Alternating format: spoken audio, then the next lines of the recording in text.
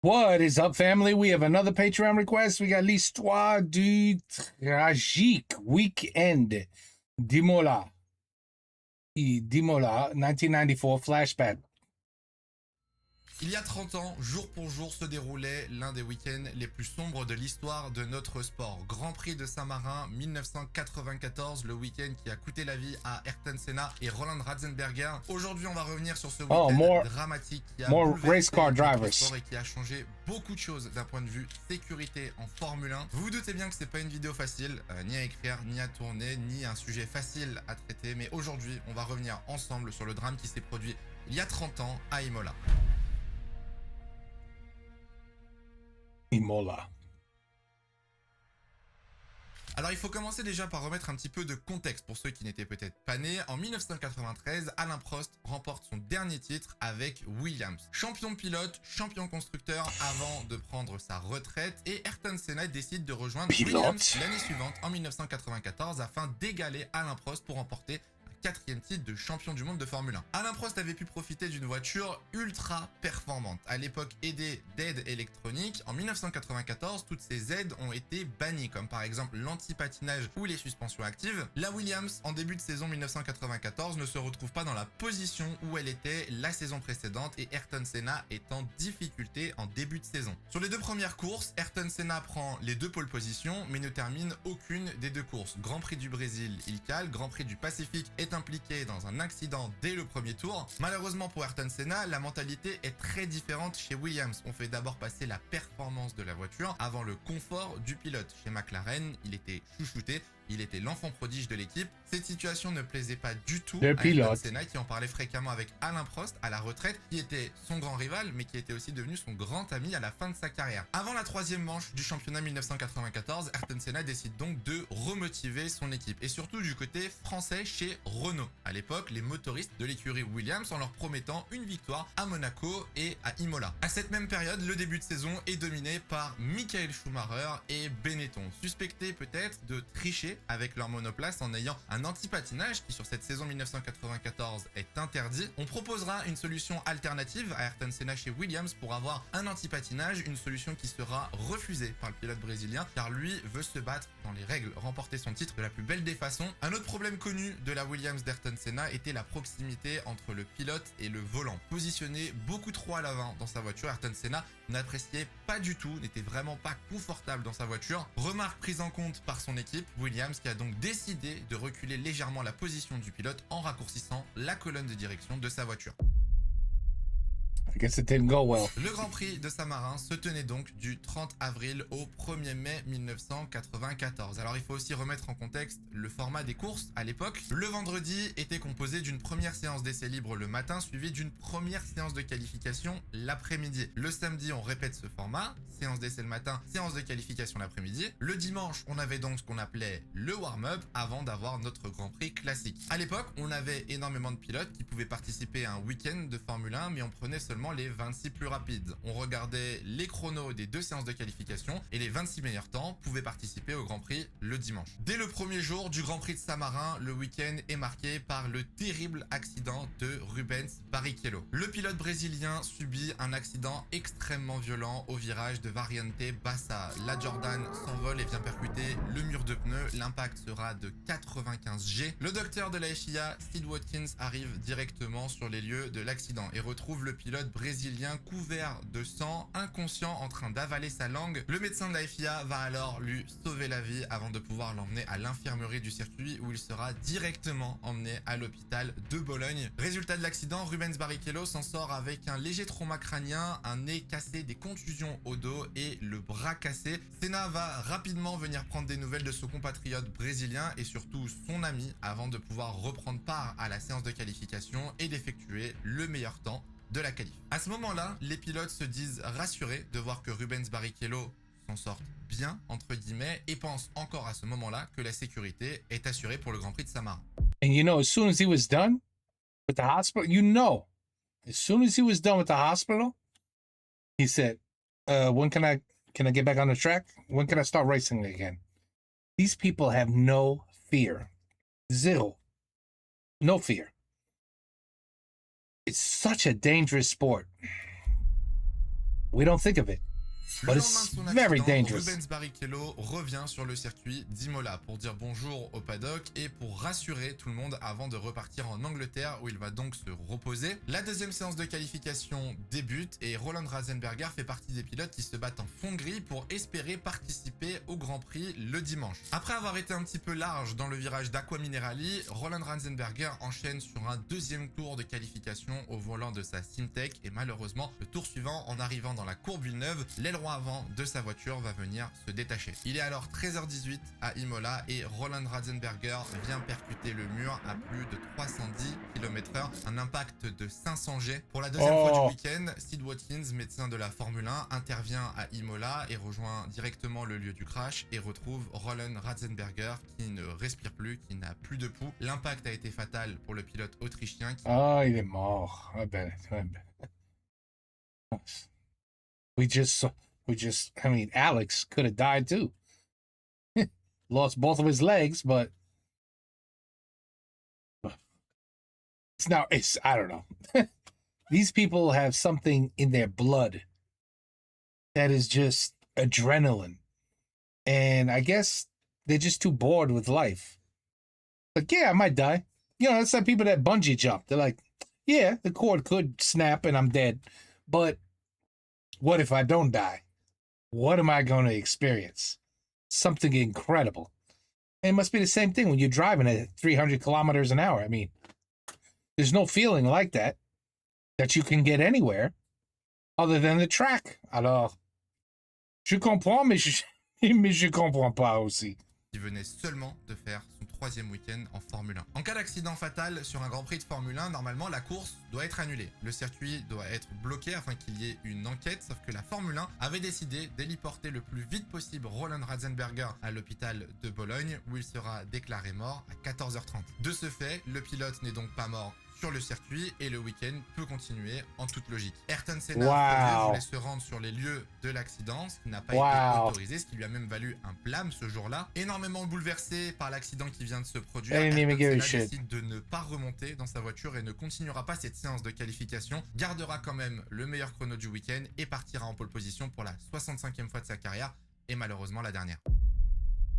And then he dies too. 1er mai 1994 et jour de course à Imola. Premier fait marquant se passe la veille. Il s'agit de la réouverture du GPDA que vous connaissez tous, c'est l'association des pilotes. Ayrton Senna et Gerhard Berger décident de réunir les pilotes avec la FIA et la F1 afin de discuter de la sécurité du Grand Prix de Saint-Marin et de remettre en cause forcément le déroulé du week-end. La F1 et la FIA entendent les arguments des pilotes mais ne souhaitent pas intervenir ni prendre de décision pour la course du dimanche et souhaite attendre le prochain Grand Prix qui sera à Monaco. Ayrton Senna part donc en pole position pour le Grand Prix de Saint-Marin. Il a effectué le meilleur temps des deux séances de qualification et va s'élancer en tête pour la troisième fois de la saison. Mais au vu de ce qui s'est passé depuis le début du week-end, Ayrton Senna et plein d'autres pilotes ne souhaitent pas participer à ce Grand Prix de Saint-Marin. Malheureusement pour lui, la direction de course va lui obliger de faire la course. Le matin même du Grand Prix, Ayrton Senna aura une discussion avec Sid Watkins, le médecin de la FIA et un ami très proche du pilote brésilien qui lui proposera de tout plaquer tout simplement pour partir pêcher, une passion commune que les deux hommes partageaient. Ayrton Senna lui répondra que non, malheureusement il y a des choses qu'on ne peut pas contrôler et qu'il doit continuer à faire la course et donc participer au Grand Prix d'Imola 94. À l'époque, il faut savoir que ce n'était pas Canal+,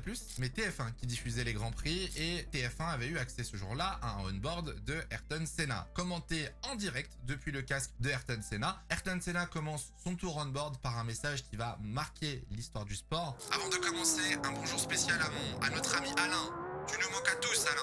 À ce moment-là, Alain Prost était aux commentaires de la course en cabine avec Jean-Louis Moncey pour commenter ce Grand Prix de Saint-Marin 1994. Un message marquant quand on repense à la rivalité des deux hommes chez McLaren et ce qui a suivi dans l'histoire de la Formule 1. Mais avant même le départ de la course, on le remarque, le comportement d'Ayrton Senna a changé. Les habitudes ne sont plus les mêmes. D'habitude, Ayrton Senna met son casque rapidement et monte dans sa voiture. Cette fois-ci non, Ayrton Senna restera décasqué pendant très longtemps jusqu'au dernier moment sur la grille du Grand Prix. Le Grand Prix de Saint-Marin 1 démarre, les feux s'éteignent et avant même le premier virage, un nouvel accident intervient. Pedro Wow. Lamy vient percuter la Benetton de JJ Leto qui avait calé sur la grille. Les deux pilotes s'en sortent indemnes malgré la violence de l'accident. En revanche, les deux roues de Pedro Lamy se font éjecter dans le public. Cet accident fera 9 blessés en tribune, 8 spectateurs et un policier. La safety car est directement sortie afin de neutraliser la course, pouvoir aussi libérer la piste qui est remplie de débris. La course sera relancée 5 tours plus tard. La safety car rentre au stand. Ayrton Senna relance donc ce Grand Prix suivi de Michael Schumacher et Gerhard Berger. Le tour suivant marquera l'histoire de la Formule 1. On est donc au 7e tour à 14h18, pile poil 25 heures après l'accident fatal de Roland Ratzenberger. La Williams d'Ayrton Senna tire tout droit à Tamburello à plus de 300 km/h. Malgré ses efforts et le freinage du pilote brésilien, la voiture percutera le mur à plus de 200 km/h. Pour la troisième fois du week-end, Sid Watkins intervient sur le lieu de l'accident, retrouve le pilote brésilien, le visage en sang, inconscient, mais Ayrton Senna respire. On comprend tout de suite, dès les premières images, la gravité de l'accident et la dangerosité de l'état de santé du pilote brésilien. À cette époque, Sid Watkins, médecin de la FIA, discute en permanence avec Bernie Ecclestone afin d'avoir les informations le plus rapidement possible. Et en évoquant le sujet d'Ayrton Senna, Sid Watkins va venir à parler de la tête du Brésilien en parlant de his head. Malheureusement, Bernie Ecclestone, dû à la mauvaise qualité des radios de l'époque, comprendra he is dead, il est décédé, et Bernie Ecclestone annoncera le décès du pilote brésilien bien avant sa mort à la famille et aux proches d'Ayrton Senna. Les raisons de cet accident, aujourd'hui encore, restent floues. La théorie la plus probable reste une rupture de colonne de direction. Lors de son accident, la suspension est venue percuter le casque d'Ayrton Senna, traversant donc son casque et son crâne, ce qui le blessera fatalement. Les médecins italiens envahissent directement le lieu de l'accident. Ayrton Senna est pris en charge, tout le monde s'affaire autour du corps du Brésilien et de sa Williams. Et quelques minutes plus tard, on frôle un nouveau drame sur ce circuit d'Imola. La course est arrêtée sous drapeau rouge et pourtant, Eric Comas, à l'époque, pilote pour l'équipe Larousse, est autorisé à reprendre la piste alors que les secours sont donc sur la piste avec Ayrton Senna. Il arrivera à fond dans le virage de Tamburello et aura le réflexe de s'arrêter sur le lieu de l'accident. Il faut savoir que 2 ans avant, Ayrton Senna, au Grand Prix de Belgique en 1992, avait sauvé la vie d'Eric Comas qui avait percuté un mur. Le moteur de sa voiture s'était emballé et Ayrton Senna était venu couper ce moteur, ce qui avait donc sauvé la vie de ce pilote. En arrivant sur les lieux de l'accident, il découvre donc l'état et le corps d'Ayrton Senna au sol sur le circuit italien. Écœuré par la scène à laquelle il assiste, Eric Comas ne reprendra pas part au Grand Prix de Saint-Marin 94 et mettra un terme à sa carrière à la fin de la saison. Il est donc 14h31 et l'hélicoptère décolle du circuit d'Imola direction l'hôpital de Bologne. Et aussi lunaire que cela puisse paraître, 25 minutes plus tard, la F1 décide de reprendre le Grand Prix. Bien évidemment, les pilotes ne sont pas favorables à cette décision. Damon Hill, coéquipier d'Ayrton Senna, ne veut pas reprendre cette course. La F1 ne tiendra pas au courant les pilotes de l'état de santé du pilote brésilien afin de pouvoir It's all about sponsors. It's all about money. Do they even give a shit about the drivers?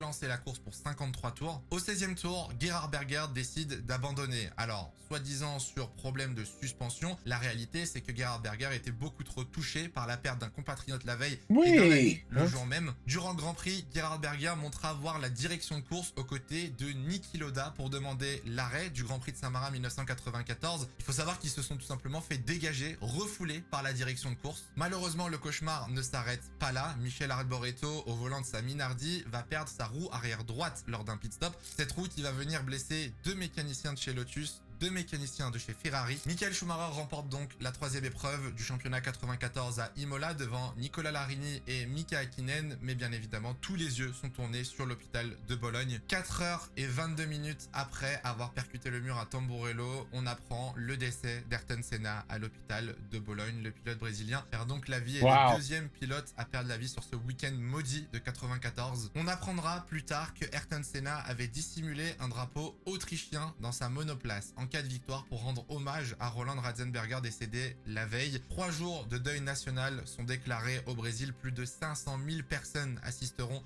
aux funérailles du triple champion du monde brésilien. Le cercueil d'Ayrton Senna sera porté par de nombreux pilotes de Formule 1, dont un pilote français, Alain Prost, à la demande de la famille. Ça reste probablement l'un des... Look. Huh. Formule 1, dont un pilote français, Alain Prost, à la demande de la famille. Ça reste probablement l'un des week-ends les plus tragiques de l'histoire du sport automobile. Entre le manque de sécurité, les mauvaises décisions prises par les organisateurs, que ce soit la Formule 1 ou la FIA, le week-end 94 a été un tournant dans l'histoire de notre sport, que ce soit en termes de sécurité physique, au niveau des voitures ou des circuits, mais aussi au niveau des prises de décision, comme la réouverture du GPDA. Je vous en ai parlé, vous le connaissez. Aujourd'hui, ils ont rendez-vous à chaque week-end de course afin de discuter de l'état et de la sécurité des circuits. Il faut quand même se rendre compte à l'époque de la dangerosité du sport, des risques que ces pilotes prenaient. Malheureusement, c'est très every single day that they get in the car, they're taking a huge risk. It only takes one mistake, one little mistake. And it could be your fault. It can't be your fault. It could be a mechanical issue. There's so many things against them. And when you're driving that damn fast, you know, I don't even know how you could make this safe in any way. I don't know how you can make it safe. When they do what they do, it's a little scary. Souvent comme ça en sport automobile, mais il faut attendre un drame avant de prendre des solutions et de trouver des innovations pour la sécurité. On peut en parler avec le Halo désormais qui a sauvé la vie de nombreux pilotes de Formule 1. Il aura fallu attendre de perdre Jules Bianchi en 2014 au Japon. Alors moi honnêtement, j'étais trop jeune pour avoir vu cet accident à la télé. J'étais pas assez grand pour avoir assisté à ce drame, à cette période de l'histoire de la Formule 1. Peut-être que certains d'entre vous l'ont connu. N'hésitez pas dans les commentaires à nous dire ce que vous pensez. Mais moi aujourd'hui, je pense qu'on peut quand même bien mettre en avant l'évolution sur la sécurité. Aujourd'hui, malgré tous les risques que les pilotes prennent, certes le risque zéro n'existe pas. No, and it never will. It never will. Aujourd'hui, les pilotes sont quasiment pas en danger au volant d'une monoplace. Je pense que ce serait ultra intéressant d'avoir une discussion un jour avec un ancien pilote de Formule 1 et avoir son avis sur les risques qu'il prenait maintenant avec du recul. Croyez-moi que je pense qu'à l'époque, on ne se rendait pas compte de la dangerosité du sport. C'est la But the cage, I mean, I have seen some accidents. Incredible accidents where there's nothing left of the car, nothing, but the cage that they are, you know, entangled in, you know, that protects them is still there. The cage is there, the driver's in there. I doubt he's in good shape, but I have seen drivers walk out and you're like, how in the hell did that guy just walk out? So have they improved safety? But like you said, is it a guarantee that you're going to be safe with every accident? No. Fin de cette vidéo, j'espère qu'elle vous aura plu. Voilà, on voulait rendre un petit peu hommage à Ayrton Senna et surtout à cet accident. On oublie beaucoup Roland. It's a grim couple of videos about racing, huh? Well, you know, but you know what? It's grim, but it's reality. It's no joke. Ratzenberger, on oublie beaucoup aussi ce qui s'est passé dans les tribunes. Rubens Barrichello, no les mécaniciens, c'était vraiment un week-end dramatique. Si jamais vous ne connaissiez pas le week-end de 94 à Imola, n'hésitez pas aussi à vous renseigner pour en apprendre un petit peu plus. C'est triste à dire, mais malheureusement, du coup, cette année, on fête, entre guillemets, les 30 ans de la disparition d'Ayrton Senna et de Roland Ratzenberger. Nous, on se retrouve très bientôt. 30 years, wow. En attendant, faites attention à vous et portez-vous bien, c'est le plus important. Ciao, ciao. Yeah, oui.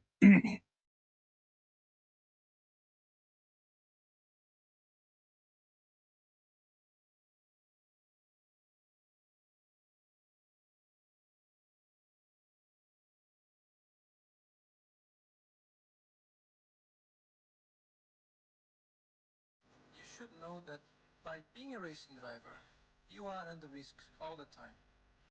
We know, believe me. By being a racing driver means you are racing with other people. And if you no longer go for a gap that exists, you're no longer a racing driver. Good way to put it.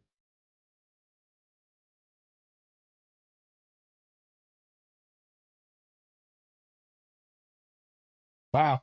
Okay, and I think that's it. Wait, that's it. Well, like I said, another grim video about racing, and you know what the consequence is of wanting to do this for a living. It's crazy enough to say, "Hey, I'm going to do it one time, just one time. I'm going to race. If I come out alive, that's wonderful."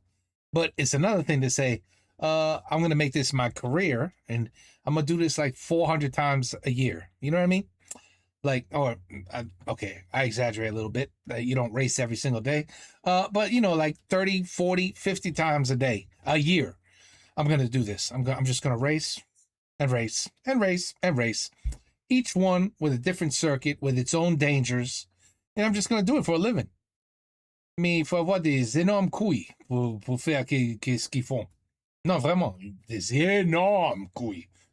But when it works out, it works out. You could, there's plenty that have retired as champions. We've seen the videos.